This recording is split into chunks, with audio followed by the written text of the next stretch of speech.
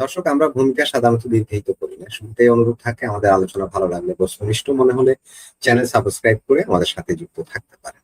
আমি ফরিদ ভাইকে দিয়েই শুরু করি। যে ফরিদ ভাই, আজকের যে লেটেস্ট যে খবর, সেটা হচ্ছে সিলেট সীমান্তে বিজেপি কে লক্ষ্য করে বিএসএফ গুলি চালিয়েছে। কি কারণে এটা করেছে এটা জানা যায়নি। আবার বিজেপিও বিএসএফ কে লক্ষ্য করে গুলি চালিয়ে সেই জবাব দিয়েছে। প্রশ্ন হলো, সেখানে কিন্তু উত্তেজনা বিরাজ করছে, নিরাপত্তা বাড়ানো হয়েছে বাংলাদেশের পক্ষ থেকে। প্রশ্ন হলো, কাঁটা তার নির্মাণ ঘিরে কি উত্তেজনা বাড়বে? যেটা দেখা যাচ্ছে, ওদিকে যেমন উত্তেজনা আছে, এদিকেও মনে হচ্ছে যে যথেষ্ট উত্তেজনা রয়েছে। কাঁটা তার নির্মাণ ঘিরে যেটা অবশিষ্ট যে অংশে তারা দিচ্ছে, নির্মাণ করতে গেলে ভূমি, সীমানা এসব নিয়ে কোনো কোনো জায়গায় কিন্তু এখনো কিছুটা বিরোধ আছে। তো এসব ঘিরে কি শেষ পর্যন্ত কি চরম কিছু ঘটে যেতে পারে? ফরিদ। ধন্যবাদ আপনাকে, সেই সাথে আমজনতার দর্শক সহ আমাদের আড়াই আড়াই ভুইয়া সাহেব সহ সকলকে সালাম, নমস্কার এবং শুভেচ্ছা। আপনি যেটা বলছেন জবাব দিয়েছে, খুব ভালো কথা। জবাব দেওয়াই উচিত সব পক্ষেরই। সবচেয়ে মজার বিষয় হলো, এই গরু চোরদের পক্ষে বাংলাদেশের মানুষের যে এত দরদ বেদনা উঠলে উঠছে, এটা বোঝা যাইতেছে। কারণ যদি কাঁটাতারের বেড়া দেয়, তাহলে বিজিবি যারা আছে তাদের তো ব্যবসা বাণিজ্য বন্ধ হয়ে যাবে। তো ব্যথা তো তাদের লাগবে। তারপরে সাম্প্রদায়িক ব্যাপার, ভারত ৭১-এর ভূমিকা, এগুলো তো বেজায় কষ্টের কারণ হয়ে দাঁড়াবে, এটা আমরা জানি। তারপর নগদ নারায়ণ পাই, তো সেটাও বন্ধ হয়ে যাইতেছে। আচ্ছা, আপনি একটা জিনিস বারবার বলতে বলতে মুখে ব্যথা হয়ে গেল, আর কত বলবো? আপনি আপনার বাড়িতে বেড়া দিবেন, আপনার সীমানা, আমার সমস্যাটা কি? তাহলে বুঝতে হবে দাল মে কুছ কালা হায়। যদি আমার ব্যথা লাগে, তাহলে বুঝতে হবে হয় আমার ওইখানে জমি আপনি জোর করে নিয়েছেন, অথবা আমি চুরি চামারি করি, দুটোর মধ্যে একটা। তো বাংলাদেশ যদি মনে করে যে এখানে কাঁটাতারের বেড়া, এরাও দেখ না করছে কে? বাংলাদেশকে কি বিএসএফ না করছে তোমরা কাঁটাতারে বেড়া দিও না? এরাও দেখ না দেখি। ঘটনাটা কি? জামালপুরে পাগলা হয়েছে না? ডিমের আলি ৩টাই কিনবে, বেচবে, আর ৫টাই কিনবে। এগুলো তো মানুষ বুঝে। আজকে দেখলাম আমার এক ভাবির পোলা সীমান্তে গিয়ে হাউকাউ শুরু করেছে। গরু চুরে থালিদ্দর নাকি আমার ওই ভাবির পোলা যে টের পেয়েছে, মনে হয় থালিদ্দর বুঝেন তো আবার। আমাদের জামালপুরে থালিদ্দর বলে তাকে, যে চুরি বাটপারি করে যার কাছে টাকা জমা রাখে, যে চুরি বাটপারি চোর টাকা নিজের কাছে রেখে পরে শেয়ার করে দেয়। রক্ষক, কেশিয়ার, যারা থালিদ্দর বলি আমরা তাদের। তো আমার মনে হয় আমার ভাবির পোলারা থালিদ্দর, বিজেপির থালিদ্দর, তাদের খুব কষ্ট দেওয়া দরকার। মানে চোরি পে চোরি ফের বি সিনাজুরি। আর আপনি যেটা বললেন, যেগুলো ডিসপিউট আছে সেগুলো নিয়ে কথা হতেই পারে। ডিসপিউট, আমার দেশের জায়গা আমি ছাড়বো কেন? সত্যি তো। সেখানে সে বলবে লাল পতাকার বৈঠক হবে বা সীমানা কাটা তারে বেড়া দিয়ে, ঠিক আছে। কিন্তু যেইখানে কাটা ডিসপিউট নাই, সেইখানে বেড়া দিলেও তো দেখি আমরা তারা সিকরা সিকরি তাদের বুকের ভিতরে চিন চিন চিন চিন করে ব্যথা ওঠে। বিএনপির সমস্যা হইতেছে, ভাবি পোলাদের সমস্যা হচ্ছে, জামাতের সমস্যা হচ্ছে, লিল্লাখোরদেরও সমস্যা হচ্ছে ২-৪টা। যারা সাপ্তাহিক সাদগা চান্দা না পেলে তাদের পেটে ভাত চলে না, তারাও ভারত দল করে নিতে চায়। তারপর রিক্সাওয়ালাদেরও আজকাল সমস্যা। ঠিক আছে, আজকে রিক্সাওয়ালারও বেজায় ভিড় হয়ে গেছে। ওই যে একটা মেজর ছিল না, কি যেন, মেজর রাফসান নাকি ফাফসান না কাফসান, কি যেন নাম, কি যেন তো মনে থাকে না। রিটার্ড এক মেজর বলছেন ৪ দিনে কলকাতা দখল করে নিব, এত বড় বীর। তো এরা, আপনি যেটা বললেন, ঝামেলা হতেই পারে। এরা তো চাচ্ছে, জামাতের আমির তো বলছে তারা দোয়া করতেছে ভারত যেন আক্রমণ করে। তারা বলছে না, বলে নাই নির্বাচনের আগে? বাংলাদেশ তো এটা চাচ্ছে। কারণ বাংলাদেশ তো এখন বাংলাদেশ না, এখন এটা পূর্ব পাকিস্তান। তো পূর্ব পাকিস্তান তো মুখিয়ে আছে যুদ্ধ করার জন্য ভারতের সাথে। ঠেলাটা তো পরে বুঝবে। কাঠ তো আমাদের জামানের ভাষা বলে, অত কাঠ খাইস না রে, অত কাঠ খাইস না। পরে কিন্তু আংরা হাঁকতে হবে।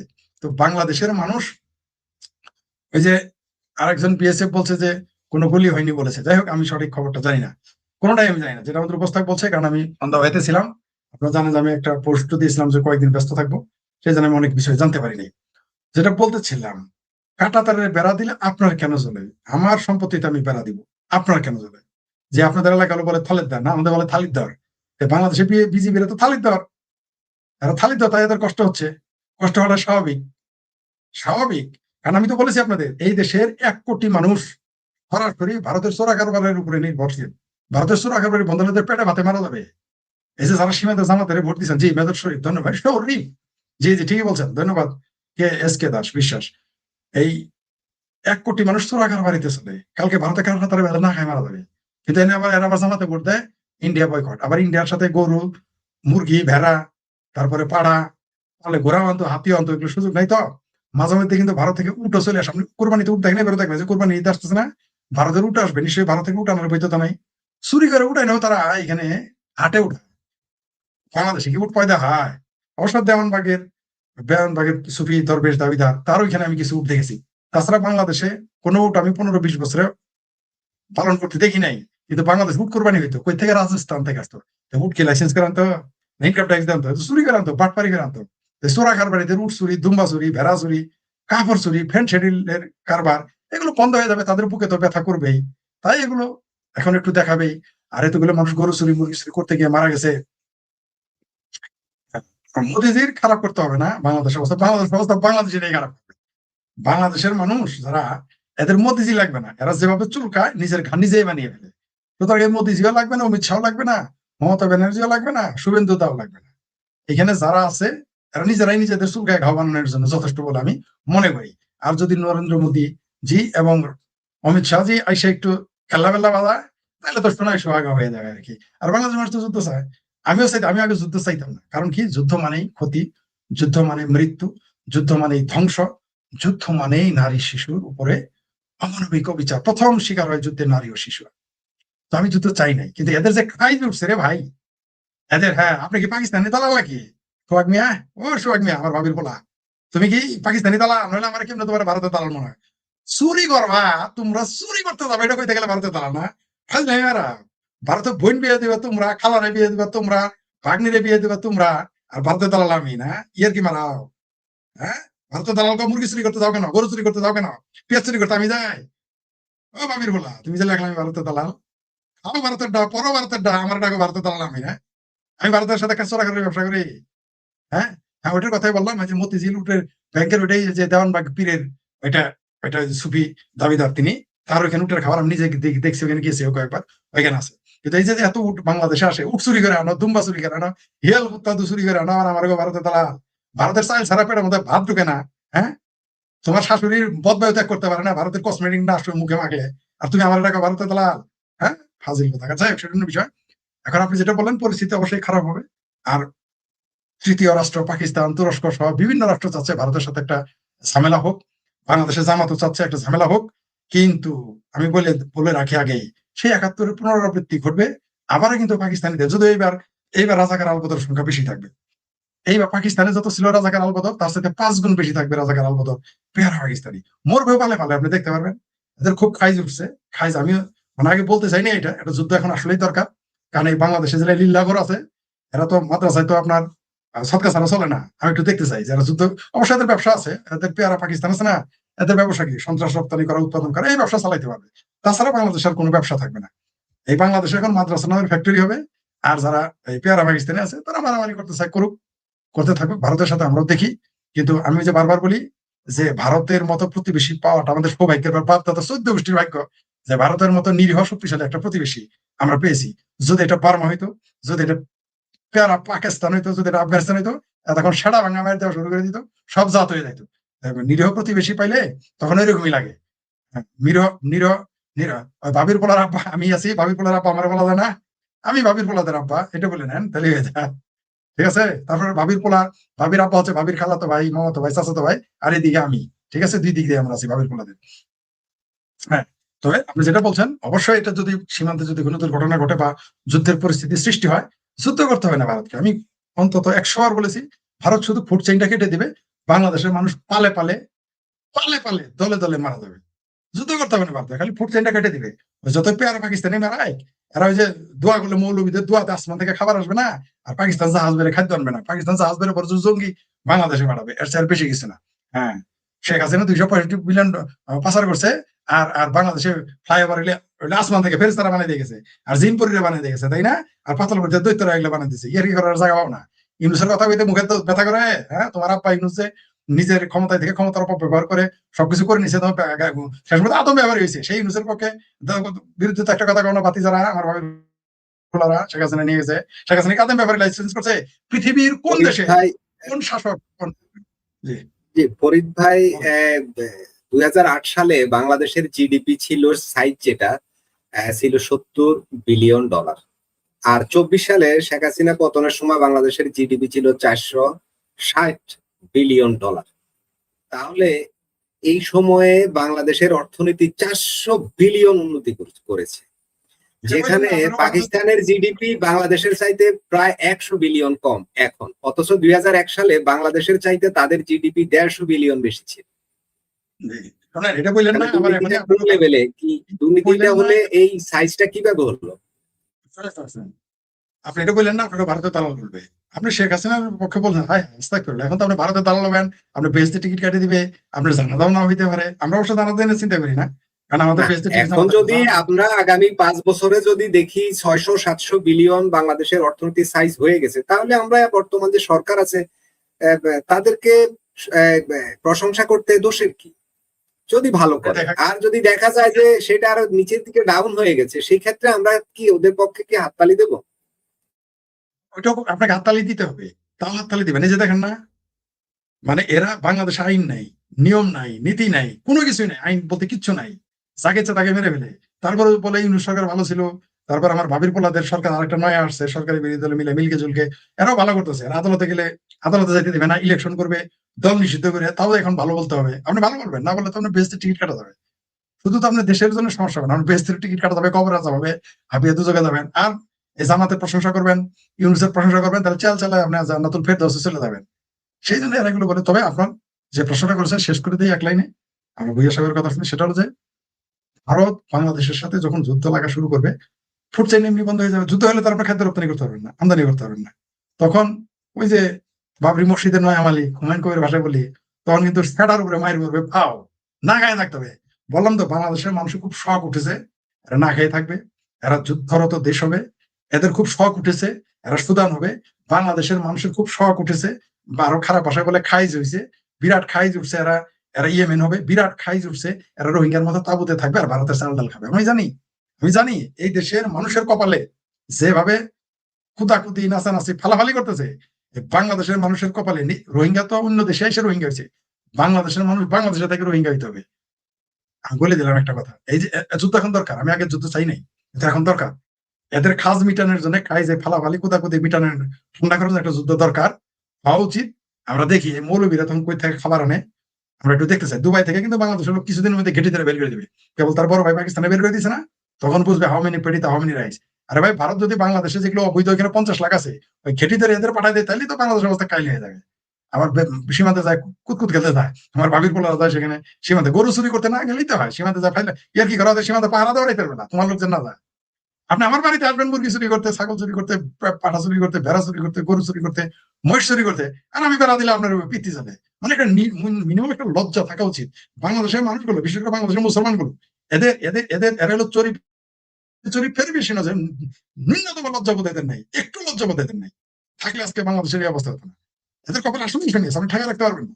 শুনেন, যে মানুষ দুর্ঘটনাগ্রস্ত হয় আপনি তাকে রক্ষা করতে পারবেন, যে অসুস্থ হয় তাকে আপনি রক্ষা করতে পারবেন, কিন্তু যে লোকটা সুইসাইড করবে, আত্মহত্যা করবে, আপনি তাকে রক্ষা করতে পারবেন, বাঁচাতে পারবেন না। বাংলাদেশের মানুষ এখন তারা মানে মানে সুইসাইড করতেছে, জেনে বুঝে আপনি বুঝাইতে পারবেন। এই দেশের বুদ্ধিজীবীরা চুপ, এই দেশের সাংবাদিকেরা নীরব, এই দেশের ইন্টেলেকচুয়াল তো এরা তো সবাই এখন খয়ের খা হয়ে গেছে, এখন সবাই নীরব। আবার দেখবেন এরা যুদ্ধ লাগাই বলবো কি এর জন্য ভারত দেয়, দেখবেন এরা তো শুরু খাইতেছে, তারপর বলবো ভারত দেয়। এটা আমাদের দেশের স্বভাব। ভারত বিরোধিতা এখন বাংলাদেশের মানুষেরই মানে রঙ। এখন আজকাল নতুন সুরায় বগি ঠগি নাজিল হয় মগবাজারের 505 নম্বরে, সেইখানে বলা হয়েছে যে কবরে গেল এখন জিজ্ঞেস করবে সব মান রাব্বুকা মান দিনুকা মান নবিউকার পরে 4 নম্বর প্রশ্ন যোগ হবে, সেখানে বলা হবে তুই ভারত বিরোধিতা করছিস কিনা। এটা না বলো কবরের ফেরেশতা, এটা নতুন সূরা নাজিল হয়েছে, সেখানে আসছে নতুন হাদিস হতে কয়েকদিন পরে বের হয়ে যাবে। সুতরাং ভারত বিরোধিতা করতেই হবে, কারণ 71-এ যে ভারত বাংলাদেশ সৃষ্টি করেছে, একটা মুক্তিযুদ্ধ হয়েছে, তাদের আব্বা নিয়াজিরা 93,000 সৈন্য সহ হাত তুলে দাঁড়িয়েছিল। এই লজ্জা তারা এখনো ভুলতে পারতেছে না, তাদের পেয়ারা পাকিস্তানে ভাঙার বেদনা ভুলতে পারতেছে না, তাই তারা ভারতের বিরোধিতা করবেই, করতেই থাকবে। আপনি ঠেকা রাখতে পারবেন। ধন্যবাদ। জি রফিক ভাই, রফিক ভাইয়ের কাছে একটু আসি, যে রফিক ভাই যে বিষয়টা নিয়ে আলোচনা শুরু করেছিলাম, সিলেট সীমান্তে সেখানে বিজিবি কে লক্ষ্য করে বিএসএফ গুলি চালিয়েছে, বাংলাদেশের মিডিয়ার খবর আজকের, এবং সেখানে চরম উত্তেজনা বিরাজ করেছিল। বাংলাদেশ সীমান্তের নিরাপত্তা ওই অঞ্চলে বাড়িয়েছে। প্রশ্নটা ছিল, এই যে কাঁটাতার নির্মাণ, কোন কিছু কিছু জায়গা আছে যে জায়গাগুলোতে এখনো বিতর্ক আছে সীমানা নিয়ে, সেসব জায়গায় কাঁটাতারের বেড়া দিতে গেলে বিজিবি বিএসএফ এর মধ্যে উত্তেজনা শেষ পর্যন্ত কোন পর্যায়ে গিয়ে ঠেকতে পারে, এটাই ছিল প্রশ্ন। রফিক। ধন্যবাদ মাসুদ ভাই, ধন্যবাদ ফরিদ ভাই, ধন্যবাদ দর্শক শ্রোতা। আচ্ছা, আসলে দেখেন, আমাদের যে 4093 কিলোমিটার আপনার সীমান্ত, এটা পুরাটাই কিন্তু আপনার কাঁটাতারের বেড়া অলরেডি হয়ে গেছে। অল্প মনে 500 বা 600 এরকম সামথিং বাকি আছে, বাকি পুরাটাই হয়ে গেছে। আমরা যতটুকু জানি যে আওয়ামী লীগ সরকারের আমলে সীমান্তের পুরোপুরি আপনার যে অমীমাংসিত কিছু ইয়া ছিল, এগুলি শেষ হয়ে গেছে আমরা যতটুকু জানি।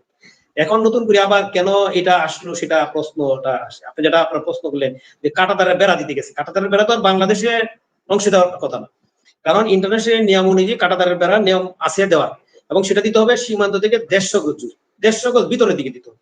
তা আমি যে ওই সীমান্তটা ঘুরছি অনেকটা এরিয়া, সেই সীমান্তে আমি দেখলাম 300, 400, 500 গজ দূর পর্যন্ত ভিতরে গিয়ে আপনার ভারতের কাঁটাতারের বেড়া দিচ্ছে। যে জায়গাটা এই 500 গজ বা 200 গজ বা 300 গজ ছাড়া দিয়ে আপনার কাঁটাতারের বেড়া, ওইটা কিন্তু বাংলাদেশের ম্যাক্সিমাম ইউজ করতেছে। আমি নিজে দিকে আসছি, গরু ছড়ায় পরে এইগুলি করে, কোন করে না, গরু ছড়া। এখন এই যে অল্প কিছু বাকি আছে, সেটা তো আমরা জানি যে এটা সীমান্ত, এটা মীমাংসা হয়ে গেছে আগে। এখন নতুন করে যে কেন হচ্ছে সেটা তো আমরা এখন এই মুহূর্তে আমরা তো তথ্য এখনো আসতেছে না, তথ্যটা কথা না বললে তো আপনারা বুঝতে পারবেন না, আমরা বলতে পারছি।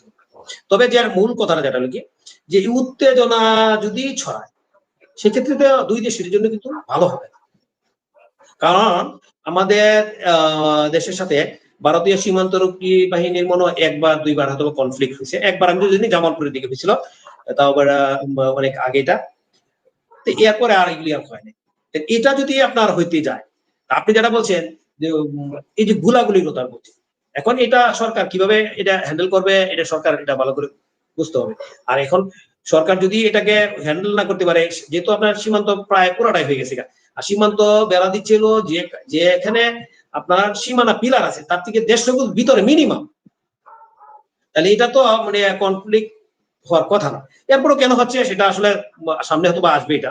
আর যেটা আমি বলি এখন যে প্রবলেমটা যেটা বলছি, আপনি এইসব নিয়ে আপনার হইয়া কোনো দেশই কিন্তু ভালো কিছু করতে পারে নাই। বিশেষ করে আমরা যদি চিন্তা করেন, আমরা ভারতের থেকে শক্তির দিকে চিন্তা করেন, যেহেতু আপনার সীমান্ত নিয়ে যদি আপনার গোলাগুলির কথা আসতেছেন, আপনি শক্তির বিবেচনা করেন, তাহলে কিন্তু ভারতের শক্তি আর আমাদের শক্তি অনেক ডিফারেন্ট আছে। এখন যদি আমরা অন্য কোনো দেশে সাহায্যের আশায় বসে আমরা এই কাজগুলি করি, তাহলে কি হয়, এটার ইতিহাসটা কিন্তু আজকে ইউক্রেন জ্বলন্ত উদাহরণ। ইউক্রেনের প্রায় ধরেন আপনার 25% এরিয়া আপনার দখল করে নিচ্ছে রাশিয়া, এবং প্রতিদিনই যুদ্ধ করে করে অল্প অল্প কিন্তু জায়গা দখল করে নিচ্ছে। এখন আমাদের কি সেই সামর্থ্য আছে কিনা? আরেকটা জিনিস হলো যে আপনি যুদ্ধ লেগে যেতে পারেন, আপনি গোলাগুলি লেগে যেতে পারেন, কিন্তু লং টাইম চালায় যাওয়ার মতো কিন্তু আপনার ক্যাপাসিটি লাগবে। কিন্তু ইউক্রেন কিন্তু সারা ইউরোপ আমেরিকা মিলে কিন্তু অস্ত্র এবং টাকা পয়সা দিচ্ছে, সাপোর্ট দিচ্ছে। এখন আপনাকে কে দিবে? তা আপনি কে এই যে দেন, আপনি একটা জিনিস আসেন, ইউক্রেন যখন এই পর্যন্ত টাকা দিতে দিতে অস্ত্র দিতে দিতে দেখছি কি দিচ্ছে বাইডেন, আমেরিকা ট্রাম্প এসে কি বললো যে তোমাকে আমি সবকিছু দিব, তবে তোমার যে গুরুত্বপূর্ণ যে খনি আছে খনির 50% আমাকে দিয়ে দিতে হবে। মনে আছে কথাটা? এবং শেষ পর্যন্ত ইউক্রেন কিন্তু বাধ্য হয়েছে ওই খনির আপনার 50% দিয়ে দেওয়ার জন্য। এটা কি আপনারা অবশ্যই এটা আপনারা জানেন, তাদের দেশের খনির 50% ও টাকা অস্ত্র দিয়েছে, ও টাকা শোধ করতে হবে না, শোধ না করলে তো রক্ত বেঁচে হলেও তো শোধ করতে হবে। এখন আমরা যদি আমাদের দেশের যারা আমাদের দেশে আপনার এই দেশ চালাচ্ছে, এখন তারা কিভাবে চালাবে, তারা তাদের উপরে দায়িত্ব পড়ছে, তারা এটা বুঝবে।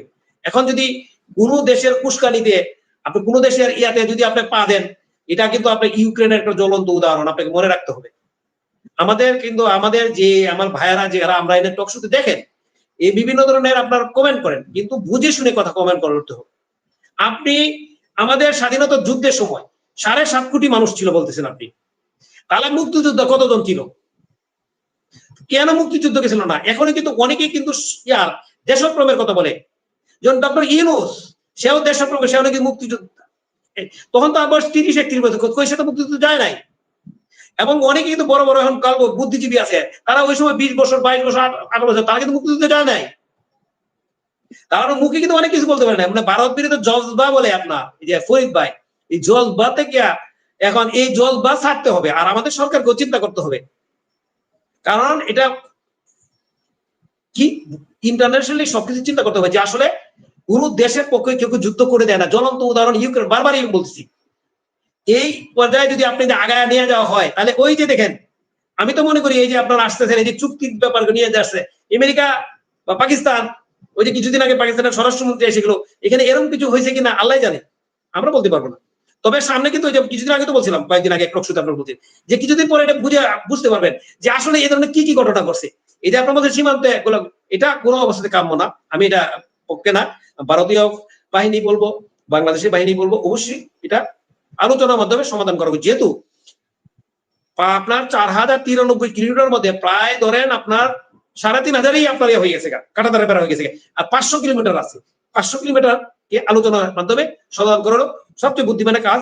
না হয় কোন দেশের উস্কানিতে, কোন দেশের পিছন থেকে দেওয়া ব্যাকআপের জন্য যদি চিন্তা করে যে আমরা ব্যাকআপ পাবো, সেটা আমাদের দেশের জন্য একটা বুমেরাং হবে, এবং ফল কিন্তু এটার কোনো অবস্থাতেই ভালো হবে না। এটা হলো সবচেয়ে বড় জিনিস আমাদের রাজনীতিবিদদেরকে এই জন্য এই ব্যাপারে এত আপনার অনেক চিন্তা করে আপনার আগাইতে হবে।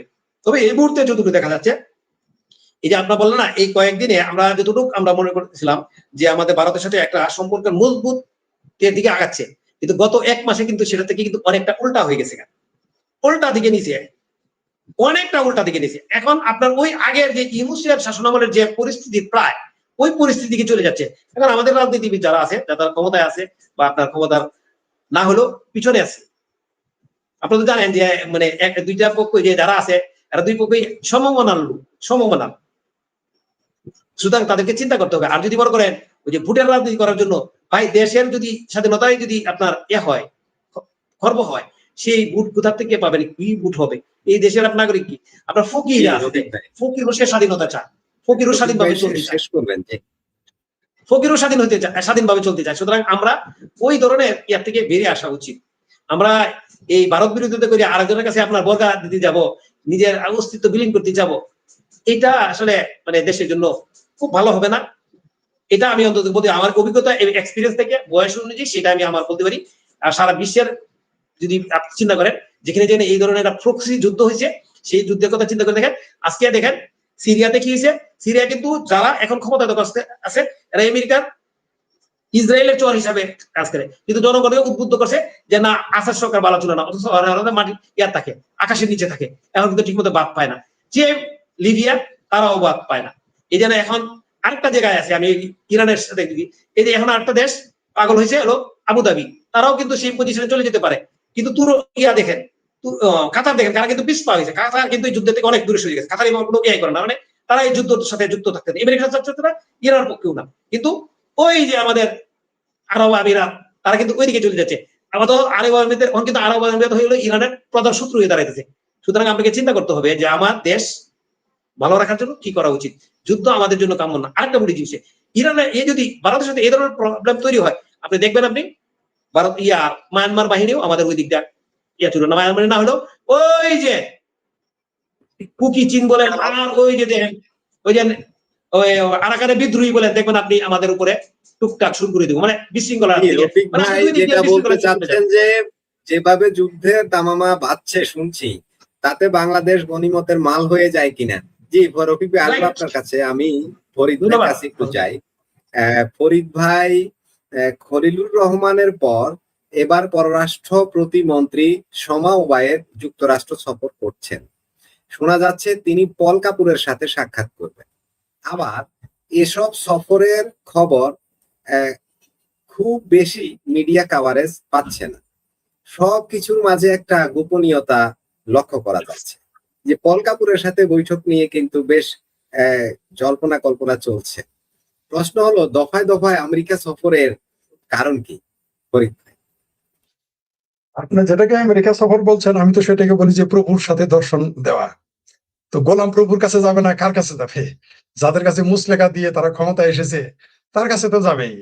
এই যে বললেন না যে বাংলাদেশ এখন গরম হয়ে গেছে, যুদ্ধের তামামা, তো এই দেশটা সিরিয়া বানাইতে হবে না? এটাকে লেবানন বানাইতে হবে না? এটাকে গাজা বানাইতে হবে না? এরা নিজেরাই কিন্তু মৌসাকে ঢিল মারবে, মেরে মৌমাছিকে বলবে আমার কামড়াস কেন, এদের তো খাসিলাতে। এটা শামা ওবায়েদ বলেন আর ওমাতে তো হাফ মিনিস্টার ফুল মিনিস্টার বলেন, এরা তো আমেরিকায় যাবে। কারণ এরা যতই বলুক যে আমেরিকার ধ্বংস হচ্ছে, ফজর নামাজ পড়ে গায়ে আল্লাহ গো আমেরিকা শেষ করো, ধ্বংস করো, বাদেশা বলে যে আল্লাহ গো আমার আমেরিকার ভিসা দাও। তো এরা তো আমেরিকায় যাবে, যাবে না কোথায় যাবে? এদের এছাড়া তো যাওয়ার আর উপায় নাই। কারণ এদের বড় ভাইয়া পাকিস্তান, তারা আমেরিকার গোলামি করতেছে, ছোট ভাই তো গোলামি হবে, এরা গোলাম ইবনে গোলাম হবে। সেটা করতে দেন। মিডিয়াতে কারচুপি করতেছে, গোপন রাখতেছে, এদের কাজই তো গুপ্ত হিসেবে। জামাত নিজেও তো শুধু গুপ্ত না, এদের চুক্তিটা করেছে গুপ্ত ভাবে। এরা এক সময় এগুলো আমরা দেখেছেন নাকি, আমাদের এই জনাপা বলতো তিনি সেন্ট মার্টিনে কুকুর নিয়ে অস্থির, তিনি সেন্ট মার্টিনে পোকামাকড় নিয়ে অস্থির। কিন্তু আমরা তো জানতাম তিনি দিন শেষে ওইখানে বাঘ ভাল্লুক আনবেন। তো ওই দেশে ওই এলাকার কুত্তা বিলাই মানুষ তারাইয়া এখন তিনি ওইখানে বাঘ আনতেছেন, ভাল্লুক আনতেছেন, কুমির আনতেছেন, অজগর আনতেছেন। এগুলো আমরা নাটক তো আমরা দেখলাম। তো এরা তো সবসময় বলবে, এরা গুপ্ত ভাবেই তো যাবে। আর গুপ্ত ভাবে যাওয়ার দরকার কি? আমি আমি এই দেশের হাফ মিনিস্টার শামা ওবায়েদকে বলবো, ভাই বুঝান আপনি এগুলো করতে, আপনি এগুলো গোপনে কিছু করার দরকার নাই। কারণ বাংলাদেশের মানুষ তো বলেই দিয়েছে আপনাকে যে ভারত ছাড়া যার তার কাছে গিয়ে হাঙ্গা বলে কোনো সমস্যা নেই। বাংলাদেশ ভারতের কাছে বিয়ে বসলেও সমস্যা আছে। শুধু হাঙ্গা বসা যাবে না ভারতের কাছে, সারা দুনিয়ার কাছে গিয়ে আপনি পরবিয়ে করেন, সমস্যা নেই। শুধুমাত্র ভারতের সাথে হাঙ্গা বইতে পারবেন, এটা হারাম। তো এটা আর খোলা গোপন করার কি দরকার? বলে ফেলেন যে আপনারা প্রস্তুতি নিতেছেন, তুরস্ক, পাকিস্তান, কাতার, সৌদি আরব, পাকিস্তান সহ আরো কিছু দেশ মিলে ভারতের বিরুদ্ধে আওয়ামী লীগকে হটিয়েছেন, এখন ভারতের বিরুদ্ধে আপনারা কাজ করবেন। এটা প্রকাশ্য করলেই বরং আপনার জনপ্রিয়তা বাড়বে। কারণ বাংলাদেশের মানুষ এখন 70 থেকে 80% মানুষ ভারত বিরোধী। এত ভয় পান কেন? আপনারা যে দেশের মুসলেখা দিয়ে আসছেন, এই দেশের জনগণ তার গোলামি করতে প্রস্তুত, তাহলে হয়তো কেন এই লুকোচুরি বলে ফেলেন না যে আপনারা আপনারা এখন প্রস্তুতি নিয়েছেন ভারতের বিরুদ্ধে জেহাদ করার জন্য। বাঁচলে কাজী হয়ে যাবেন, একেবারে বিরাট বড় উপাধি কাজী। আর মরলে তো চেল চালায় বেহেস্তে চলে যাবেন। কারণ ভারতের সাথে যুদ্ধ করা তো এই দেশে বেহেস্তে যাওয়া। আগে তো শুনতাম যে নামাজ, রোজা, হজ, যাকাত করতে হইতো, দান খয়রাত করতে হইতো, আরো কত কিছু ছিল জান্নাতে যাওয়ার জন্য। এখন দেখতেছি ভারতের বিরুদ্ধে জিহাদে করলেও আপনি জান্নাতে যাওয়া যাবে চেলচালায়। এই সুযোগটা কি কেউ হাতছাড়া করা যায়? আপনার মরলেও লাভ, বাঁচলেও না। বাঁচলে কাজী, মরলে চেলচালায় বেহেশতে বাহাত্তর হুরি। এগুলো রাগ ঢাক না করে, পাটপারি না করে সরাসরি ঘোষণা দিয়ে দেন। তবে একটা জিনিস বলে রাখি, যেটা আবারও এর আগেও বলেছি, যে এত আংরা খায়েন না, এত কয়লা খায়, এত কাঠ খায়েন না, পরে কিন্তু আংরা হাঁকতে হবে, পরে কিন্তু সহ্য করতে পারবেন না। এই যে এত গুড়ামরিচ খাইতেছেন, পরে কিন্তু যখন ওয়াশরুমে যাবে তখন বুঝতে পারবেন বেদনা কত। কারণ পাকিস্তানে 1800 কিলোমিটার দূরে, আর যে সমস্ত খালু, আব্বা, দুলাভাই তাদের পক্ষে কাজ করতেছেন, তারা হলো হাজার হাজার মাইল দূরে। তারা আরো হাজার হাজার, কেউ 2000, কেউ 4000, কেউ 5000, কেউ 8000, 10,000 মাইল দূরে। আপনি তাদের পক্ষে যে ফালাফালি কুতাকুতি করতেছেন, সেটা কিন্তু আমাদেরই ভাঙবে বা আপনারই ভাঙবে, তাদের ভাঙবে না। আর চেষ্টা তো করবেনই ভারত ভাঙা। তো বাংলাদেশের মুসলমান, বাংলাদেশের চিঙ্কুবাম, বিএনপি, জামাত, হেফাজত সহ যত মুসলমান আছে বেশিরভাগ তো দিনের স্বপ্ন আছে গজায়াতুল হিন্দের। তো আপনি এগুলো বলি না, মাটি নামে করেন। এত হুদাই হুদাই এগুলো লুকোচুরি করার দরকার আছে? নামেন না এত মুরত, শুধু বলেন যে ভারত থেকে আপনারা চাল ডাল আনবেন না, ভারত থেকে তেল আনবেন না। বাংলাদেশের সামরিক বৃদ্ধি করে আপনি কি করবেন? কার সাথে যুদ্ধ করবেন? সামরিক শক্তি বৃদ্ধি করে আপনি কি করবেন? আচ্ছা, সোভিয়েত ইউনিয়নের চাইতে পারমাণবিক বোমা পৃথিবীতে কার সবচেয়ে বেশি আমাকে বলেন। যে প্রিয় দর্শক বললেন সামরিক, মানে আপনি বিষয়টা এরকম যে আপনি আপনি রকের সাথে ফাইট করতে নামাইতেছেন 5 বছরের বাচ্চা, যে বডি মোড়া বানায়। 5 বছরের বাচ্চা যতই বডি বানাক, 6 বছরের 10 বছরের বাচ্চা আমার সাথে পারবে? রক্ত দূরের কথা, রেসলার তো আমার সাথে পারবে? একটা চটকানা দিলে তো 30 হাত দূরে বেড়ে যাবে। তা আপনি এই যে বললেন অস্ত্র জোগাড় করে আপনি কি করবেন? এটাই তো চায় বইয়ের বিষয়, তো চাচ্ছে আপনি শিক্ষা মাদ্রাসা বানান আর অস্ত্র কিনেন। এটাই তো বইয়ের বিষয় চাচ্ছে, যে ব্যাংকের ছাতার মতো গিজ গিজ করে মাদ্রাসা বানাবেন আর অস্ত্র কিনবেন। তো কয়টা অস্ত্র কিনবেন? আপনার বাজেট কত? আপনার আছে কত? আপনার ফান্ড কি? আপনার কামাই কই থেকে আসবে? সেই চিন্তা তো করতেছেন। অস্ত্র কিনে যুদ্ধ কার সাথে করবেন? বার্মার সাথে গেলে বার্মা আপনার সেটা ভাঙ্গে একেবারে চৌচির করে ফেলাবে। মানে ভারতের সাথে যুদ্ধ করবেন, ওই ষাটের মুরত আছে। এই যে বলতেছেন, কপাল ভালো যে হ্যাঁ আপনি ঠিকই বলছেন, পাকিস্তান চাই বাংলাদেশের সাথে একটা যুদ্ধ লাগাই দিয়ে ৭১ প্রতিশোধটা নিতে চায়। অর্থাৎ যেটা আমি অন্তত বলতে 100 বার বলেছি, যে বাঘ মারতে শত্রুকে বাড়াচ্ছে। যদি বাঘ মারে তাও লাভ, আর শত্রুকে যদি খাওয়ারও লাভ। কারণ বাংলাদেশ তো হচ্ছে পাকিস্তানের শত্রু। তখন বলবে তুমি তো বলছিলাম যে তোমরা স্বাধীন হবে না, এখন কেমন লাগে? এই কথা বলার সুযোগ হয়ে যাবে। সেই জন্য তারা লাগাই দিতেছে। বাংলাদেশ হলো সেই সেই বিষয় যে বাঘ মারতে শত্রুকে বাড়াচ্ছে। দুই দিকে পাকিস্তান লাভবান হবে। এটা বুঝার ঘিলু আল্লাহ বাংলাদেশের মুসলমানদের দেয় নাই, অদূর ভবিষ্যতেও দিবে না, সিংহ বন্দর দিবে না। এর মধ্যে দুই সেজন সেল চালায় ফাল ভরা কিছু চিংড়ি বেসাতে ফাল ভরা আওয়ামী লীগের আছে। তারা আমার পোস্ট দেয়, দেখবেন মাঝে মধ্যে দেখবেন। এরা মূর্খ না, শিক্ষিত আবার দেখবেন তুই একজন এগুলো দেয়, ভারতের সাথে কাত কত দিয়েতে যায়। তো শুনেন একটা কথা বলি, এই যে বললেন যে অস্ত্র দরকার, আপনি কয় ঘন্টা টিকতে পারবেন ভারতের সাথে? কয়েক ঘন্টা? ইউক্রেনের সাথে ইউরোপের বর্ডার আছে, সহযোগিতা করছে। আপনি বাংলাদেশের সাথে কার বর্ডার আছে আমার এটা বুঝাই বলেন। এই যে বর্ডার, এই যে আমাদের আড়াই ভুইয়া সাহেব বললেন যে এত নেটো 28টা দেশ মিলে যুদ্ধ করতেছে, মানে সরি বোধহয় এখন নেটো 32টা সম্ভবত, I don't know exact figure মনে নাই। এই নেটো পুরোটাই যুদ্ধ করতেছে, ওটা ইউক্রেনের যুদ্ধ না। এই নেটো থাকার পরেও ইউক্রেনের ভূমি চলে গেছে, ইউক্রেনের ভূমি দখল হয়ে যাচ্ছে। আর বাংলাদেশের পাশে কে? বাংলাদেশের 3 পাশে ভারত, আরেক পাশে ভারত মহাসাগর, মানে ওইখানেও ভারত। মানুষ বলে না 3 দিকে ভারত, জি না, 4 দিকেই ভারত। এমনকি আসমানের উপরেও ভারত, মানে 5 দিকে ভারত বলে দেয় আপনাকে। বাংলাদেশের 5 দিকে ভারত, কিভাবে? 3 দিকে সীমান্ত, একদিকে পানিপথ, একদিকে আসমান। আপনি কোন দিক দিয়ে যাবেন? কোন দিক দিয়ে আপনি যাবেন আমাকে বুঝাই বলেন। আর যুদ্ধ করবেন ভারতের সাথে, আপনি মুড়ে কোলাবেন? হ্যাঁ, ইয়ের কি করেন আর জায়গা পান না। ভারতের সাথে কি অস্ত্র আনবেন আপনি? পাকিস্তানে তো পারমাণবিক বোমা আছে, পাকিস্তানে তো সেটার মুড়ে কোলায় না। যখনই যায় সেটা খায় আসে ভারতের সাথে। আর আমি জিতছি। ফিল্ড মার্শাল নিজের লেখে ফিল্ড মার্শাল। সোভিয়েত ইউনিয়নের সবচেয়ে বেশি পারমাণবিক বোমা ছিল, এখনো ধ্বংস করার পরেও পৃথিবীতে সবচেয়ে বেশি পারমাণবিক বোমা রাশিয়ার কাছে। রাশিয়া কি বিশ্ব দখল করতে পারে? চার দেশ দখল করতে পারে? এখন অনেক বোমা থাকলে আপনি মারতে পারবেন? পাকিস্তানের তো আছে, একটু তো বলেন না মারতে, দিল্লির উপরে, বোম্বের উপরে বলছে তো, ওই যে বলছে না কলকাতা নাকি পারমাণবিক বোমা মারবে, মারতে বলেন না দেখি। পারমাণবিক বোমা মারতে বলেন না, পাকিস্তানের অস্তিত্ব থাকবে? যে দেশ পাকিস্তানের অস্তিত্ব রাখবে না, আপনার বাংলাদেশ অস্তিত্ব থাকবে না। আপনাদের খুব খাই জুটছে, আপনাদের চুলকায় ঘাও বানাইতেছেন যাতে চিটাগাংটা চলে যায়, ওদিকে রাজশাহী রংপুর চলে যায়, শেষ হয়ে যে ময়মনসিংহ নিয়ে ঢাকাকে নিয়ে নতুন বাংলাদেশ বানায়। এই খাই জুটছে তো আপনাদের, বুঝবেন এই যুদ্ধের শখ মিটা যাবে। আবারও বলতেছি, আমাদের বাপ দাদা এবং যারাই যে ভারতের খাও যান তাদের বলি, বাপ দাদার 14 গোষ্ঠীর কপাল ভালো ভারতের মতো নিরীহ প্রতিবেশী, নাহলে তখন বাংলাদেশটাকে 3টা টুকরা করতো। 3 টুকরার 1 টুকরা আপনারা দিত, না থাকতো বন্দর, না থাকতো চিকেন নেক হয়ে যাইতো হাতির মতো মোড়া। তারপরে বুঝতেন হাউ মেনি পেডিতে হাউ মেনি রাইস। ওই গাছে উড়াই দেয় সবাই। চীন আজ পর্যন্ত কারো পক্ষে যুদ্ধ করে নাই। আর আমেরিকা যারা বন্ধু বানাইছে তার পরিণতি কি? সাদ্দামের দিকে তাকান। আমেরিকা যারা বন্ধু বানাইছে তার পরিণতি কি? সৌদি আরবের দিকে তাকান। এখন পাকিস্তানকে নিয়ে পাহারা দিতে হয়। আমেরিকা যার বন্ধু হয় ওই ইউক্রেনের অবস্থা দেখেন। আমেরিকা যার বন্ধু হয় ইমরান খানের পরিস্থিতি দেখেন। এখন নিউজ এসেছে ইমরান খানের গভর্নমেন্ট আমেরিকা চলেছে, অথচ খোদ ইমরান খান ছিল আমেরিকার পাপেট। কিন্তু সেদিন তিনি রাশিয়ায় গিয়েছিলেন ঝটিকা সফরে, সেদিন আমি লিখেছিলাম ইমরান খান গেয়া যে আজকে চলে যাবে, তার ক্ষমতা চলে যাবে, তার 6 মাস থেকে 1 বছর পরে ক্ষমতা চলে গেছে। তো যারা খুব খাই উঠছে আপনার ভারতের সাথে যুদ্ধ করার প্রস্তুতি নিয়ে থাকেন, যে 18 কোটি মানুষ থাকবেন, হিন্দুরা তো তখন থাকবে না, হিন্দুরা তখন আলাদা, হিন্দুরা দেখবেন রাজশাহী নামে একটা দেশ বানাইছে, চিটাং দেখবেন খ্রিস্টানরা একটা দেশ বানাইছে, আর আপনি বাংলাদেশে 17-16 কোটি মুসলমান, এই ময়মনসিংহ এখন যেটুকু ঢাকা এর মধ্যে আপনারা থাকেন, দেখেন তখন কেমন লাগে। মানে আপনাদের একটা মানে কমন সেন্স থাকার কথা রাখা উচিত যে আপনি অস্ত্রবিধি কি করবেন? আপনি কোনদিন সেনাবাহিনী যারা সেনাবাহিনীতে তাদের জিজ্ঞেস করেন তো সে ভারতের সাথে যুদ্ধ করবে কিনা? এরা সারা জীবন একটা পাখি মারে নাই, কয়টা মিশন করে আছে, আচ্ছা করে টাকা আনার বাড়ি ঘর করে খায়, আর ব্যবসা করবার হুমানে ধরা খায়। এরা কিন্তু ব্যবসা করার যোগ্যতাও রাখে না। যদি এরা মিষ্টির ব্যবসা শুরু করেছেন, গরুর ব্যাপারী বানাইতেছেন, শুনলাম শুনেছি আগামীতে নাকি সেনাবাহিনী থাকবে এই কোরবানির গরুর হাড়ে, মানে গরুর ব্যাপারী বানাবেন, শেষে গরুর দালাল, গরুর ব্যাপারীদের দালাল ফরিয়া বানাবেন আর্মিদের, বানান। এতে তো এছাড়া যোগ্যতা নেই যুদ্ধ করার।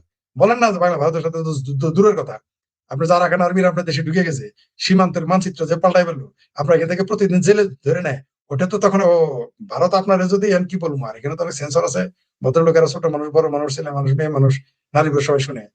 মানে পারমা আপনার যা মন ধরে তাই করুক, বুঝে নেন কি হয়েছে, কোনো সমস্যা নাই। ভারত চুমা দিলেও আপনার সমস্যা নেই, তাই না?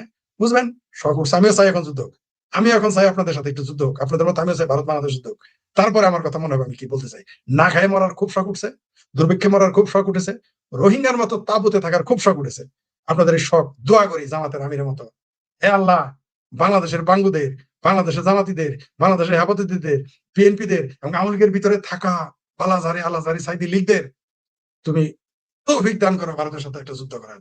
এরা একটু দেখুক যে শেখ হাসিনা ছিল ভালো লাগে নাই, সুখে খাইতে ভূতে গিলাইছে, এখন আবার আরেকটু ভূতে বেশি গিলাইতেছে, এখন জিনেও গিলাইতেছে যাতে একটু যুদ্ধ করে না খায় থাকা যায়।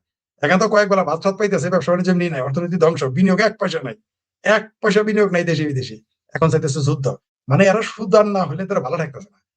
আমিও দোয়া করি, হে আল্লাহ, বাঙ্গুদের তুমি একটু ভারতের সাথে যুদ্ধ করো, তৌফিক দান করো, আমিন। জি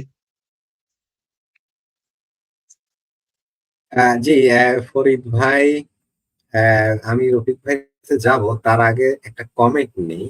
এই কমেন্টটা প্রায় একজন করে, কারা যেন করে, এই কমেন্টটা নিয়ে একটু আমি আমি একটু জবাব দিয়ে দিই। বড়াইবাড়ি যুদ্ধ নিয়ে একটা আলোচনা করে, মানে বড়াইবাড়ির এখানে এটা হচ্ছে রৌমারী সীমান্তে, রৌমারী উপজেলায় 2001 সালে 18 এপ্রিল সেখানে একটা ঘটনা ঘটেছিল।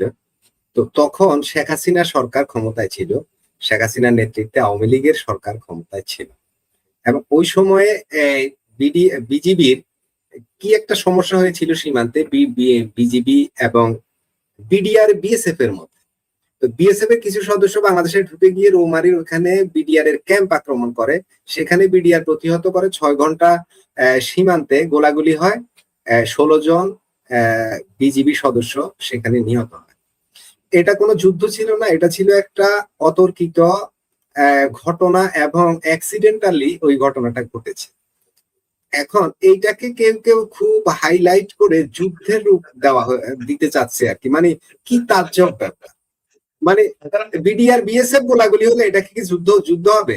যেখানে সেনাবাহিনী জড়িত না হলে ওইটা কি কখনো যুদ্ধ বলা যায়? বলা যায় না।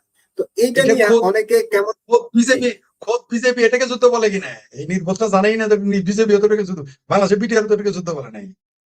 বাংলাদেশের না, এইটা নিয়ে বাংলাদেশে কেউ কেউ খুব তৃপ্তির ঢেকুর তুলতেছে।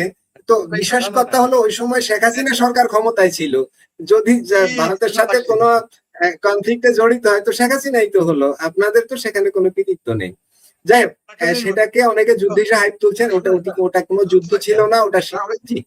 এরা তো সেই জাতি 93,000 পাকিস্তানি সৈন্য আত্মসমর্পণ করার পরেও বলে পাকিস্তান জিতছে। এরা তো সেই আত্মতৃপ্তি পাওয়ার লোক, এদের নিয়ে কি বলবেন? এদের জজ বাজে গেছে, ভাই এখন যাও না, যাও যাও যাও যুদ্ধ করো, এত সেটার মনে যাও না যুদ্ধ করতে, যাও, তোমার ধরে রাখছে কে? তোমার নাকি 3 কোটি রেডি হয়ে আছো, 50 লাখ রেডি হয়ে যাও যুদ্ধ করতে যাও। বাংলাদেশের সেনাবাহিনীরা কেউ না যুদ্ধ করতে যাবো কিনা, যারা এই যে চাপা মারে সেনাবাহিনী যাবে, ওই যেটা ভুলে গেছি তখন বলতে, আমাদের সেনারা পাঠিয়ে মারে নাই কোনোদিন। গঙ্গা চুক্তি যেটা ভারত থেকে যাবৎকালে যত কিছু আদায় করা সম্ভব হয়েছে, এটা শুধু এই আওয়ামী লীগ বা এই শেখ হাসিনা বা বঙ্গবন্ধুর সময়ই কেবল এই জিনিসগুলো হয়েছে। এ যাবৎকালে আর কেউ ভারত থেকে, যে গঙ্গা চুক্তি যেটা, সেটাও শেখ হাসিনাই করেছিলেন। এর আগে কোনো চুক্তি ছিল না, গঙ্গার পানি বন্টন শেখ হাসিনার সময় হয়েছে 96 সালে। যাই হোক, আমরা আমাদের আলোচনায় যাই। এটা আসলে একটা কমেন্ট ছিল, কমেন্টটা প্রায় আসে, কেউ যেন মনে হচ্ছে এটাকে যুদ্ধ দেখাচ্ছে, যে ওইখানে বাংলাদেশ জিতেছে যুদ্ধে, মানে আসলে যুদ্ধ ছিল। স্বপ্নে খাবার দেন এদের। জি, আমি রফিক ভাইয়ের কাছে একটু যাই, যে রফিক ভাই যে কথাটা বলছিলাম, যে মার্কিন যুক্তরাষ্ট্রের সাথে যে চুক্তি হলো, এই চুক্তি নিয়ে তো চরম সমালোচনা। ওই চুক্তির 32 পৃষ্ঠা আমার কাছে আছে ডাউনলোড করা, আমিও সেখানে পড়ে দেখেছি যে এই চুক্তিতে টোটালি যা যা বাংলাদেশকে করতে হবে ওটাই লেখা আছে। আমেরিকার এখানে খুব বেশি কিছু করণীয় নেই। আর যুদ্ধাস্ত্র, এই বোয়িং বিমান, এগুলো ওদের কাছ থেকে কিনতে হবে, ওদের কাছ থেকে $3.5 বিলিয়ন কৃষি পণ্য কিনতে হবে, অনেক কিছু। এর মধ্যে হয়ে গেল ওদের সাথে আরেক চুক্তি, সেটা হচ্ছে জ্বালানি চুক্তি।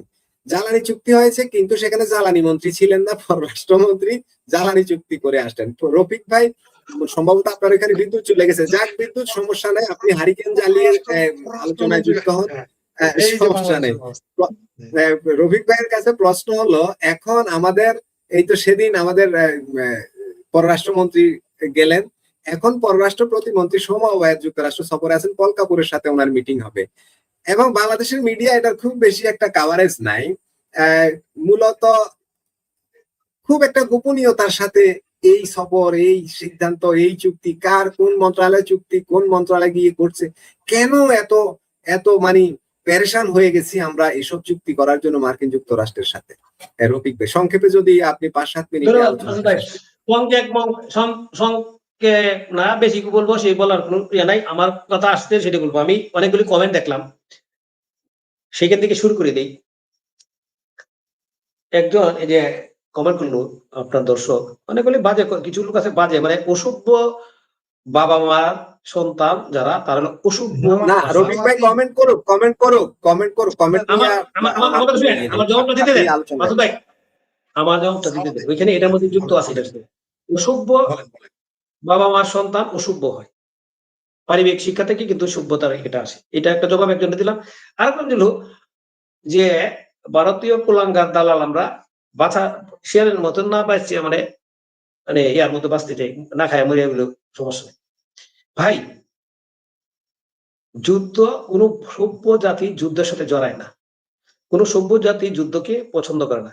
যুদ্ধ কোনো আপনার মানুষের কোনো কল্যাণ বয়ে আনে না। যেখানে এই যে দেশে ভারতের সাথে আমাদের কোনো ধরনের নাই, প্রবলেম নাই। সুতরাং ওইখানে ডাইখাই নিয়ে যদি চুলকায় আপনার ঘাবড়াইতে চান, আমার মনে হয় আপনার যে ভদ্রলোকে এই কমেন্ট গুলো করছে, একটা লোকই কোলাঙ্গা বলে যে ভারতীয় দালাল বলে, আপনার মনে হয় আপনার বাপ দাদার কেউ ইতিহাসে কেউ মনে হয় কোনো মুক্তিযুদ্ধ মনে হয় নাই, মুক্তিযোদ্ধা নাই। কোন মুক্তিযোদ্ধা যারা মুক্তিযুদ্ধ গেছিল তারা বুঝতে পারে যে আসলে যুদ্ধ কি জিনিস। কারণ তখন 7.5 কোটি মানুষ ছিল। মুক্তিযোদ্ধা কতজন ছিল? সব মুক্তিযুদ্ধ যায় নাই। যারা আমি একটু আগে বলছিলাম যে অনেক বড় বড় কথা বলে, জ্ঞানের কথা বলে, বুদ্ধিজীবী, তারা কিন্তু তখন তার বয়স আছে মুক্তিযুদ্ধ তখন যায় নাই। সুতরাং ওই যে লাফালাফি করা যায়, যুদ্ধ বাধা দিতে পারবে না। আপনারা যে ধরনের আচরণ করতেছেন, যে ধরনের আপনার কমেন্ট গুলি আপনার ফেস করেন, হয়তোবা এরকম হইতে পারে আপনাদের এই উস্কানিতে বা বর্তমান যে ধরনের কাজ আপনারা করতেছেন, এরকম ঘটনা একটা ঘটতে পারে। তখন দেখতে পারবেন আপনারা যুদ্ধ কি জিনিস। মুয়াজায় লাফালাফি করেন আপনারা তো। ওই কার্গিলের যুদ্ধের কথা মনে হয় 1991 সালে মেবি আমার ফরিদ ভাই যদি ভুল হয় তাহলে এটা বলে দিবেন। ওই আপনার 1991 না কত, তখন ছিল, নওয়াজ শরীফ ছিল। কার্গিল মানে ভারতীয় একটা বড় একটা এরিয়াতে ওরা অন্যভাবে ঢুকে, অনেক সৈন্য ঢুকে একটা এরিয়া দখল করছিল।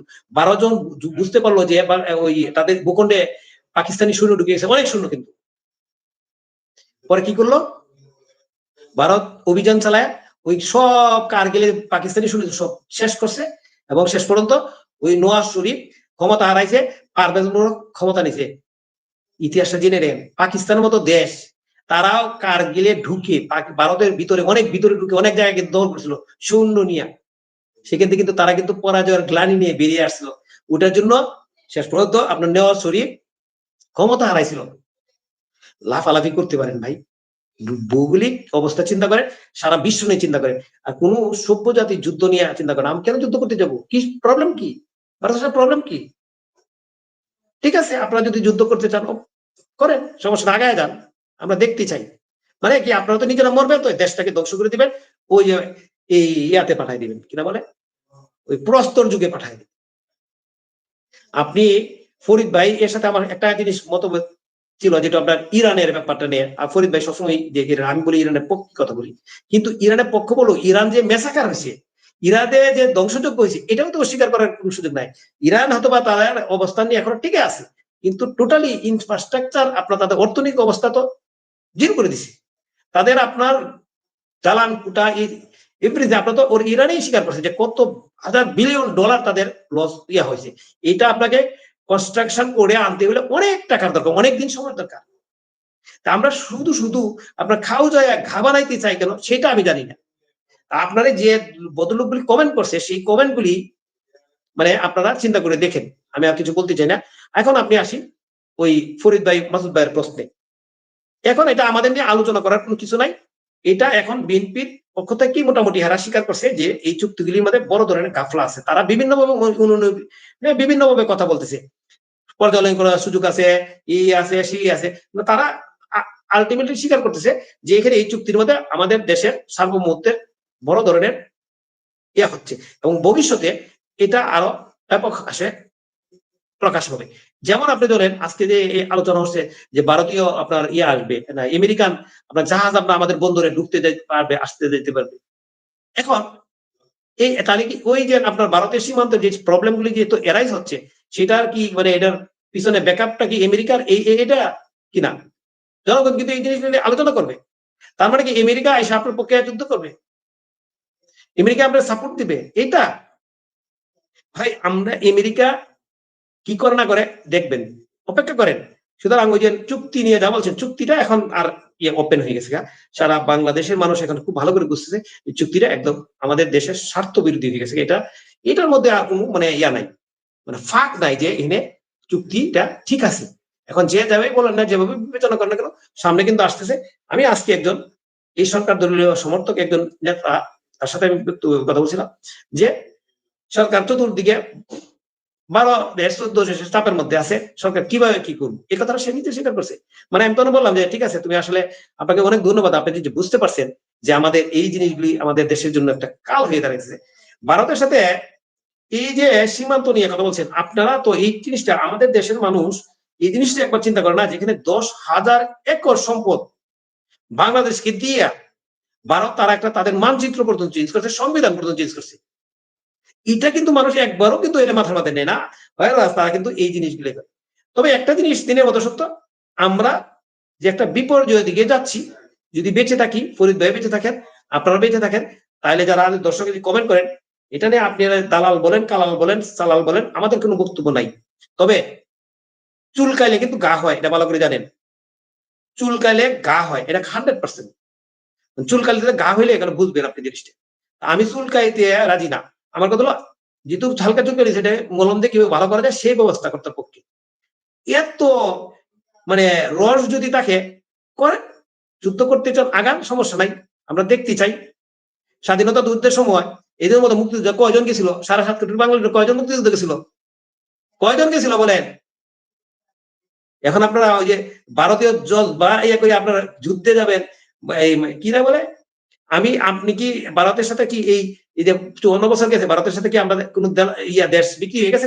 এগুলি তো জি, আপনারা বলতে রফিক পারেন না। ভাই। এখন আন্দাজি কথা বলেন, যেখানে 10,000 একর জমি আসছে, সমুদ্র সীমা, যেটা উইলিংলি রাজি হইয়া ভারতীয়রা স্বীকৃতি দিচ্ছে, উইলিংলি রাজি হয়েছে, ইচ্ছা করলে সে আন্তর্জাতিক আদালতে কিছু করতে পারে। যদি না যাইতেন আন্তর্জাতিক, আপনি মাসুদ ভাই একটা দিনের সমুদ্র নিয়ে যে ইয়া হয়েছে, আপনার আন্তর্জাতিক আদালতে গিয়া যে মীমাংসা হয়েছে, ভারত যদি নেওয়া হলো কি 2 দেশ মিলে যেতে হবে। ভারত যদি বলতো না, আমি সমুদ্র সীমায় আমি নিয়ে দাঁড়াবো না, আমি এইভাবে নিব, তুমি দিলে দাও, নাহলে আমি এইভাবে নিব, তাহলে আপনি কিছু করতে পারতেন না। আন্তর্জাতিক আদালতে তখনই সেভাবে যেতে হবে, 2 দেশ মিলে যদি যায়।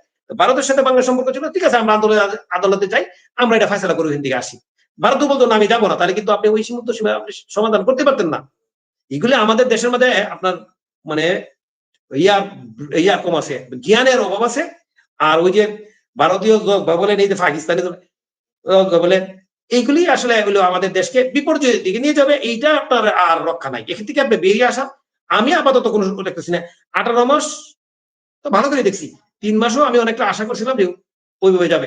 তবে আমি আশা হতো, কি হয় না হয়, বাংলাদেশের মানুষ যদি এই যে একটা পক্ষ আছে এই যে কমেন্ট করে, যে বাজে ধরনের কমেন্ট করে, আমরা অপেক্ষায় থাকলাম। আপনারা কি করতে পারেন আমরা দেখতে চাই, আমরা দেখবো। আপনাদের এই উস্কানিমূলক বক্তব্যের কারণে বাংলাদেশের পরিস্থিতি কোন দিকে যায় সেটা আপনারা অপেক্ষা করেন। আপনি দেখেন, একটা কথা আমি উদাহরণ দিই, আপনি উদাহরণ দিচ্ছেন কোরিয়া, দক্ষিণ কোরিয়া, উত্তর কোরিয়া। উত্তর কোরিয়া প্রতিদিনে হুমকি দিচ্ছে দক্ষিণ কোরিয়ারে, প্রতি সেকেন্ডে হুমকি দেয়, কিন্তু দক্ষিণ কোরিয়া কিন্তু যুদ্ধে যায় না, এই ঝামেলাতে যায় না, চুপচাপ থাকে। কি এরা জানে যে পাগল, ওই পাগল আছে কইতে থাক, আমি চুপচাপ থাকি, পাগল কত চিলাচিলি করে আবার চুপ হয়ে যায়। আপনি আমার শালা কোরিয়াতে থাকে, তো আমি জিজ্ঞেস করি কিরে, আমরা তো শুনতেছি যে হামলা করবো, এই করবো, আমাদের দেশের মানুষ এটা চিন্তাই করে না, মানে এটা নিয়ে কোনো আলোচনাই নাই। কারণ কোরিয়া, দক্ষিণ কোরিয়া, উত্তর কোরিয়ার সাথে যুদ্ধ করতে আগ্রহী না, পাবলিক এরা না। কিন্তু আমাদের দেশের মানুষ সরকারের যে এই পাবলিক দিয়ে আছে, ওরা আসলে কোন মতাদর্শের লোক ওরা নিজেরাই বুঝে, এরা যুদ্ধ করতে হবে। তো আপনার বাচ্চা তারা কি স্বাধীনতা যুদ্ধের সময় গেছিল মুক্তিযুদ্ধে? এইটা আমি জানতে চাই। ধন্যবাদ মাসুদ ভাই। জি, রফিক ভাই, যেটা বলছিলেন, যুদ্ধ, যে মার্কিন যুক্তরাষ্ট্র এখানে চীন এবং ভারতকে নজরদারি করবে বঙ্গোপসাগরে, এজন্য বিনা বাধায় তাদের সামরিক নৌজাহাজ এখানে ঢুকবে বঙ্গোপসাগরে। এ ধরনের চুক্তি অলরেডি হয়েছে এমন কথা শোনা যাচ্ছে। এর পিছনে পাকিস্তান তো আছেই। পাকিস্তানের ইমরান খানকে সরিয়েছে তো এই কারণে যে সেখানে একজন হামিদ কারজাই লাগবে, বাংলাদেশে একজন হামিদ কারজাই লাগবে, তাহলে তো আমেরিকায় সুইচ দিবে, এদিকে কাজ হবে, বেশ ফাইন। যাই হোক, আমি ফরিদ ভাইয়ের কাছে একটু আসি। ফরিদ ভাই, শোনা যাচ্ছে পাকিস্তানের প্রধানমন্ত্রী শাহবাজ শরীফ ও পাকিস্তানের সেনা প্রধান আসিফ মুনির ঢাকা সফরে আসছে। ব্লিটজ সম্পাদক শোয়েব চৌধুরী এমন তথ্য দিয়েছেন, কিন্তু খবরগুলো নিয়ে বাংলাদেশের মিডিয়াতে তেমন কোনো উত্তেজনা নেই। যে একটা দেশের প্রধানমন্ত্রী এখানে আসবে সেটা নিয়ে অনেক আলোচনা সমালোচনা করবেন না, একদম চুপ, কবরের নীরবতা বিরাজ করছে। প্রশ্ন হলো, বাংলাদেশ কি ফাঁদে পড়তে যাচ্ছে? এর মধ্যে রফিক ভাইয়ের অনেক কথাই শুনলাম। ফরিদ ভাই, বাংলাদেশ কি আসলেই কি যুদ্ধের ফাঁদে পড়তে যাচ্ছে? আপনার কাছ থেকে শুনুন ফরিদ ভাই। বাংলাদেশের দশা হচ্ছে, এমনিতে নাচুনে কানাই, তার উপরে ঢোলের বাড়ি। এমনি এরা ভারতের বিরুদ্ধে গজা হিন্দ করার জন্য একাত্তরের প্রতিশোধ নেওয়ার জন্য, একাত্তরে তার আব্বারা পরাজিত হয়েছিল 93,000 সৈন্য সহ, সেই বেদনার প্রতিশোধ নেওয়ার জন্য মুখেই আছে যুদ্ধ করা। ফাঁদে পড়তে হবে না, এরা ফাঁদে পড়তে চায়, ইচ্ছা করেই চায়, তার উপরে একটু ঢোলের বাড়ি দেওয়া আছে। সেই প্রাচীন প্রবাদ যে এমনিতেই নাচুনে কানাই, তার উপরে ঢোলের বাড়ি, তো এরা তো এটা চাবেই। আর আপনি যে বক্তব্য দিলেন যে পাকিস্তানের সেনাপ্রধান, পাকিস্তানের প্রধানমন্ত্রী আসতেছে, এটা নিয়ে কেউ বলতেছেন নীরবতা, আমি এটা দুই ভাবেই জবাব দিই। যদি আসে তাহলে বলবো বড় ভাই তো ছোট ভাইয়ের বাড়িতে আসবে, এতদিন পরে তারা তাদের পাকিস্তান ফিরে পেয়েছে, আসবে না সেখানে দেখাইতে আসবে। আর দ্বিতীয় কারণ হলো, কেন এটা নিয়ে বাংলাদেশে এত কথা বলে না? কেমনে বলবে যে এই দেশ হলো একটা ভিখারিস্তান, পাকিস্তানের অপর নাম ভিখারিস্তান, সেই দেশের প্রধানমন্ত্রী এখানে আসলেই কি, না আসলেই কি? সেই জন্য দেশের মানুষ কথা বলে না। আরো ওই যে জেনারেলের কথা তো ফিল্ড মার্শাল, তো ফিল্ড মার্শাল কোথায় আসলো না আসলো তাতে কি যায় আসে? কিছুই যায় আসে না। তবে তারা আসলে পাকিস্তানি জজবাতে, যেহেতু পুরো বাংলাদেশ টুইটুমকুরো হয়ে আছে বাংলাদেশের জজবায়, সে জজবা একটু বাড়ানোর জন্য তিনি আসতেই পারেন। আবারও বলি, এখন যেহেতু বাংলাদেশ তার, আমি তো এটাকে এখন বাংলাদেশ বলি না, আমি এটাকে ছোট পাকিস্তান বলি। বাংলাদেশ এখন হচ্ছে একটা ছোট পাকিস্তান, ঠিক আছে? তো এই ছোট পাকিস্তানে তো বড় পাকিস্তানিরা আসবেই, প্রভুরা আসতেছে, গোলামেরা তো অপেক্ষা করবেই, অথবা ভিখারিস্তানের, মানে ভিখারিস্তানের প্রধানমন্ত্রী আসবে। এই দেশে তো জজবা, তো যতই ধর্মীয় জজবা থাকে, এখানে কি লাফালাফি কোদাকুদি করবে, সেই জন্য তারা চুপ করে আছে, এবং চুপ করে থাকাটাই স্বাভাবিক। আর আমাদের ভূঁইয়া সাহেব যেটা বললেন, এই যে বট বাহিনী যে আমাদের গালাগালি করে, রাগ করেন না ভূঁইয়া সাহেব, কারণ হলো বট বাহিনীতে তো গালাগালি করে একাত্তরের বেদনা ভুলতে চায়। আমাদের গালি দিলে তারা একাত্তরের বেদনা ভোলার জন্য একটু মলম পায়, গালি দিতে দেন। এরা মুক্তিযোদ্ধাদের ভারতের দালাল বলেছে, বঙ্গবন্ধুকে ভারতের দালাল বলেছে, মৌলানা ভাসানীকে দালাল বলেছে, শেরে বাংলা বুঝলোকে ভারতের দালাল বলেছে, এমনকি যে সোহরাওয়ার্দী পাকিস্তান বানিয়েছে, সেই সোহরাওয়ার্দীকে বলেছে যে ভারতের দালাল। তো আপনি, আমি কোথাকার কোন ক্ষেতের মোলা, আম করে ভারতের দালাল বলে আমরা কি করব? কয়দিন আগে দেখলাম তারেক রহমানকে ভারতের দালাল বানাইলো। এদের তো ভারতের দালালের অভাব নাই, এদের হইলো যে এরা, আপনি ভারত পাকিস্তানের সমালোচনা করলে এদের পিত্তি চলে, আমরা সমালোচনা করতেছি পাকিস্তানের, এদের শরীরে আগুন ধরে কেন? কারণটা কি? কারণ তো অবশ্যই আছে, কারণ দিল মে পাকিস্তান, মগজ মে আফগানিস্তান। কিন্তু ভিসা চাই যেতে চাই কোন দেশে জানেন? America, America, Italy, Japan. দিল মে পাকিস্তান, মগজ মে আফগানিস্তান। ভিসা চাই আমেরিকা, রাশিয়া, সরি রাশিয়াও না, ভিসা চাই America, Australia, Canada, Europe, Italy, Japan. বাহ, এটা আমাদের মানুষের স্বভাব। এটা আপনি ঠেকা, এদের গালি দিতে দেন, এদের গালি দিতেই হবে, কারণ এদের হৃদয়ে ব্যথা, এদের পূর্বসূরীদের পিঠে ব্যথা, এদের হৃদয়, চোখে ব্যথা, দাঁতে ব্যথা, কানে ব্যথা, কারণ একাত্তরের বেদনা তারা বলতে পারতেছেন, তাই তারা আমাদের গালি দিয়ে কিছুটা উপশম পাওয়ার চেষ্টা করে, দিতে দেন। এরা আমাদের ভারতের দালাল বলে গালি দিয়েই প্রমাণ করতেছে যে যায় বট বাহিনী এখানে গালাগালি করতেছে, তারা সবাই হয় পাকিস্তানি দালাল, তাহলে পাকিস্তানি দালালদের আন্ডা বা বাচ্চা, বা পাকিস্তানি দালালদের নাতি বা পুতি, তাছাড়া তো আর কিছু না। কারণ এই স্বাধীন বাংলাদেশে আমাদের ভারতের দালাল কেন বলা হয়? কারণ তারা স্বাধীনতা চায় নাই, তাই আমাদের ভারতের দালাল বলবে। আমাদের কেন, পুরো আওয়ামী লীগকেই ভারতের দালাল বলে। আমি জানি না আওয়ামী লীগ এটা বুঝে কিনা, এই যে আওয়ামী লীগের লোকজন যে ভারতের দালাল বলে, এই জবাব কিন্তু আমরা আওয়ামী লীগের লোকদের মুখে থেকে শুনি না। আপনি শুনেছেন? পয়েন্ট রেখে গেলাম, আওয়ামী লীগের লোকের এই কথার জবাবটা দেয় না, ব্যথা পায়। বুদ্ধিজীবীরা এর জবাব দেয় না, এই জবাব আমাদের দিতে, আমরা সম্ভবত ভোট বাহিনীর গালিতেই তারা অনেকে জবাব দেয় না। অথবা আপনি দেখবেন কাউন্টার দিয়ে তাদের কিন্তু পাকিস্তানি দালাল বলে না। এটা আমি এই 2 মাসে গবেষণা করলাম যে আওয়ামী লীগের লোকেরা এটা জবাব দেয় না, আওয়ামী লীগের লোকদের কিন্তু দালাল বলে। আমাদের তো বলেই, কিন্তু আওয়ামী লীগের লোকের জবাব দিবে দেয় না, আওয়ামী লীগের লোককে দালাল বলতেছে। আওয়ামী লীগের লোকজনরা বলতেছে এরা ইসলামের দল না, এরা মুসলমান না, জবাব দেয় নাই। এই সেই আওয়ামী লীগ পাওয়ারে 2014 বা 15 ঘটনা। বারবার আমি এই ঘটনা বলি, কেউ বলে না, এটা আওয়ামী লীগের কোনো নেতাই কথা তুলে না, কোন আওয়ামী লীগের বুদ্ধিজীবী কথা বলে না, কোন সাংবাদিক এই কথা বলে না। আমি 2014-15 সাল থেকে আজ পর্যন্ত বলে আসতেছি বারবার। রংপুরে আওয়ামী লীগের লোকজনদের ধরে তওবা পড়িয়েছিল মসজিদে। আওয়ামী লীগ হিন্দুর দল, আওয়ামী লীগ ইহুদির দল, আওয়ামী লীগ কাফেরের দল, তাদের তওবা পড়িয়েছিল মসজিদে, বল আর কোনোদিন আওয়ামী লীগ করবি না। হাইকোর্ট সে ডিসির উপর রুল জারি করেছিল, আমরা পরে আর ফলাফল জানি না, নিউজে পর্যন্ত এটা গায়েব করে দেওয়া হয়েছে। খোদ আওয়ামী লীগ সরকার ক্ষমতা, জবাব এরা দেন, ভয় পায়, বেসতে যদি চলে যায়। এই জন্য বলে না, আওয়ামী লীগের লোক দেখবেন এটা করে জবাব দিবেন। এখানে যাইতে গালি দিতেছে একটা আওয়ামী লীগের, এখানে আওয়ামী লীগের লোক নাই, একটা লোক কিন্তু এখানে জবাব দিতেছে না, ভারতের দালাল কেন বলিস? আমার কথা বাদ দেন, আমি তো আওয়ামী লীগ করি না। আওয়ামী লীগের লোকের আওয়ামী লীগ বলতেছে আওয়ামী লীগ ভারতের দালাল, আওয়ামী লীগ ইসলাম বিরোধী, কোনো জবাব নেই।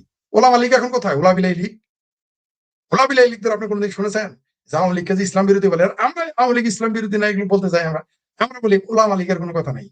আপনি শুনেছেন কোনোদিন? শুনবেন না। কিন্তু ওলা বিলাই লীগ কখন আসবো? বঙ্গবন্ধু কম বয়সে বিয়ে করেছিল, তাই এখানে না বাল্য বিবাহ করতে দিতে হবে, এই ওলামা লীগ, এই ওলা বিলাই লীগ বলছিল যে বঙ্গবন্ধু কম বয়সে বিয়ে করছে, তাই বাল্য বিবাহ জায়েজ। বঙ্গবন্ধু তো সমাজতন্ত্র পক্ষে কথা বলছে, তখন তো উলাবিলাই লীগ আসে না। বঙ্গবন্ধু তো ধর্ম নিরপেক্ষ চেয়েছে, তখন তো উলাবিলাই লীগ আসে না। বঙ্গবন্ধু গণতন্ত্র চেয়েছে, তখন তো উলাবিলাই লীগ বলা করে দেয়। ওই বঙ্গবন্ধু বাল্য বিবাহ করেছিল, জায়েজ করে দেন তারা। আওয়ামী লীগকে যে ভারত বিরোধী, সরি পাকিস্তান বিরোধী, আওয়ামী লীগকে যে ভারতের দালাল বলে, অথচ আওয়ামী লীগের ভিতরে ভারত বিরোধী লোক গিজ করে, তারপরেও আওয়ামী লীগ হলো ভারতের দালাল। আওয়ামী লীগ 560টা মসজিদ বানাইছে, তারপর আওয়ামী লীগ ভারতের দালাল। আওয়ামী লীগ 560টা মসজিদ বানাইছে কৌমিদের, একবার বলে কৌমি জননী হয়েছে, তারপরেও তারা গালি দিবে শেখ হাসিনাকে। কিন্তু এগুলোর জবাব আমরা আওয়ামী লীগের লোক দেয় না। আচ্ছা ভাই, আমাদের পক্ষে জবাব দিতে হবে না? তোমরা আপনারা যারা আওয়ামী লীগ আছেন, দয়া করে একটু জবাব দিয়ে আওয়ামী লীগের যে গালি দেয়। আমি জানি দিবেন না, কারণ ভিতরে ভিতরে দিল মে কিন্তু আপনারাও অনেক আছেন যারা দিল মে সাইদি লীগ, দিল মে আল্লাহ আল্লাহ আজহারি লীগ, দিল মে জোকার নালায়েক লীগ। ওটা আমার জোকার নালায়েক চিনছেন তো? ওই যে জোকার একটা ভারতে ছিল, যে পালাইছে অন্য দেশে, সে জোকার নায়ক লীগ আপনারা আছেন, আমরা জানি। তাই আপনাদের পক্ষে কথা একটু জবাব দেন না, আমাদেরই দিতে হয় সব জায়গায়, আমাদের আমরা জবাব দেন না কেন? আপনি দেখবেন আমাদের যে ভারতের দালাল বলে একটা, মানে সামাতের ভোট বাণিজ্য যাবে গালি, একটা ওইখানে কমেন্টস করে তারা কাউন্টারে, কেউ কমেন্ট করেন না। তাই তাদের ব্যাপার, আমাদের কাজ আমাদের করে যেতে হবে। বাংলাদেশে মুক্তিযুদ্ধের পক্ষের মানুষদের ভারতের দালাল বলেছিল, বলতে থাকবে, যা তারা হচ্ছে পেয়ারা পাকিস্তানি, তারা বলবেই, এটা না বললে তারা বেঁচে যেতে পারবে না মনে করে। ধন্যবাদ। জি, ফরিদ ভাই, আমি রফিক ভাইয়ের কাছে এই বিষয়ে একটু জানতে চাইবো, তারপর আমরা শেষ করবো। রফিক ভাই, যেটা বলছিলাম যে পাকিস্তানের প্রধানমন্ত্রী শাহবাজ শরীফ এবং সেনা প্রধান আসিফ মনির খুব শীঘ্রই ঢাকা আসছেন, এই ধরনের প্রস্তুতিও চলছে ভিতরে ভিতরে। এটা লিডস সম্পাদক শহীদ চৌধুরী এ তথ্য দিয়েছেন আজকে, কিন্তু আমাদের মিডিয়ায় খবরগুলো নেই। প্রশ্ন হলো এইটাই যে আসলে বাংলাদেশ কি কোনো ফাঁদে পড়ছে, এই কথাটাই জানতে চাচ্ছিলাম রফিক ভাই। ধন্যবাদ মুসুদ ভাই। বাংলাদেশ ফাঁদে পড়ছে কি না, মানে অপেক্ষা করতেছেন।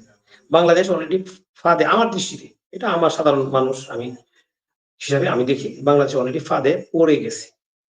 এখান থেকে বের হওয়ার, আমি গত ইউনূস সরকার যখন শাসন করতেছিল তখনই বলতেছে যে অনেকে, আপনারাই বলছেন, আপনার ইয়াতেই আপনার আলোচনা হয়েছিল যে বাংলাদেশ খাদের কিনারায় আছে। আপনার মনে আছে কিনা এই কথাগুলি? তখন আমি বলছিলাম খাদে অলরেডি পড়ে গেছে, কিন্তু উঠে আসা কি হবে সেটা চিন্তা করে। এখন কিন্তু সবাই বলছে, পরে বলছে যে হ্যাঁ বাংলাদেশ খাদে পড়ে গেছে। তা আপনি এখন আবার প্রশ্ন করছেন বাংলাদেশ কি ইয়াতে আসছে কিনা। অলরেডি বাংলাদেশ ফাঁদে পড়ে গেছে, এখান থেকে বেরিয়ে আসার জন্য সরকারকে চিন্তা করতে হবে। এখন যেহেতু আমরা প্রশাসন চালাই না, ওনারা প্রশাসন চালায়, দেশে ভালো মন্দ ওনাদের হাতে এখন আছে। এখন ওনারা কি করতে চাচ্ছে ওনারা ভালো করে বুঝুক। আমি একটা কথা আমি বলতে পারি, আমাদের দেশ, আমাদের মতো তৃতীয় বিশ্বের দেশ, তারা কোন কোন দেশের সাথে সম্পর্ক তৈরি করতে চায়? আমাদের যে উন্নত যারা আছে, জাপান, ইউরোপিয়ান কান্ট্রি, চীন, অস্ট্রেলিয়া, আমেরিকা, নিউজিল্যান্ড, মানে যাদের সাথে, যেখান থেকে আমরা কিছু হয়তোবা একটা সুবিধা আনতে পারবো, সেই সব দেশের সাথে আমরা এ করি। যে একটা আসছে আমাদের আসছে, কালকে আমি একটা তথ্য নিলাম যে আমাদের দেশ থেকে এখন 500 জন ইয়াকে আপনার ইয়া নেই, এই যে পাকিস্তান স্কলারশিপ দিবে, আমাদের দেশ থেকে যাবে, গিয়ে ওইখানে উচ্চশিক্ষা নিয়ে আসবে। অর্থাৎ পাকিস্তানের, আপনার আমি ডাটাটা শুনলাম যে পাকিস্তানের যে শিক্ষা ব্যবস্থা ইন্টারন্যাশনাল ভালো জায়গায় স্বীকৃতি নেই, ইন্টারন্যাশনাল ভালো ভালো জায়গাগুলোতে স্বীকৃতি নেই পাকিস্তানের আপনার উচ্চশিক্ষাটা। আর আপনি যাচ্ছেন ওইখানে আপনার উচ্চশিক্ষা নেওয়ার জন্য, যাবে যারা যাবে জানেন, ওই যে মতাদর্শের লোক আছে ওই সব লোকে যাবে। কিন্তু যারা ব্রিলিয়েন্ট তারা কোনো পাকিস্তান অ্যাপ্লিকেশন করতে যাবে না, কারণ ওইখানে হাঁটতে গেলে কোন সময় বোমা মারে, মসজিদে নামাজ পড়তে গেলে, যেহেতু আমরা মুসলিম নামাজ পড়তে মসজিদে যাবোই, সেখানে কোন সময় মসজিদে বোমা মারে, সেটাই কিন্তু নিশ্চয় জানায়। তো এখন ফাঁদে যদি না পড়তো, তাহলে আমাদের একজন মন্ত্রী বললো যে পাকিস্তানের উন্নয়ন দিকে সে অভিভূত মানে উচ্চাসার যে একটা কতটুকু পারলে, মানে কি বলবো, মানে আমরা খুব হাসি পাইলো, যে লজ্জাও লাগলো যে পাকিস্তানের সাংবাদিক, যে পাকিস্তানের রাজনীতিবিদরা তাদের পার্লামেন্ট বলেন, তাদের টক শো বলে, ইন্টারন্যাশনাল টক শো, আপনি আমাদের কথাগুলি সারা বিশ্বের মানুষ দেখতেছি, যেখানে তারা বলছে আমাদেরকে বাংলাদেশ বানায় দাও, আমাদের অন্য কিছু দরকার নাই। আর সেই আপনি এখানে বসে বললেন পাকিস্তানে, তার মানে আপনারা গত 18 মাসে আপনারা বলতে পারেন যে আমরা ক্ষমতায় ছিলাম না, এই কথা বলতে পারেন, কিন্তু এটা কিন্তু বাংলার মানুষ জানে।